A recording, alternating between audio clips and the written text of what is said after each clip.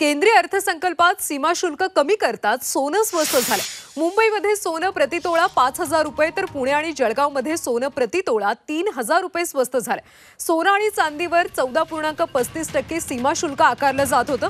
आता केंद्रीय अर्थसंकल्पानंतर सीमा शुल्कात 6% कपात होऊन ते आता 5.35% करण्यात आले। त्यामुळे सोन्याचे दर सुमारे 2,500 कमी झाले।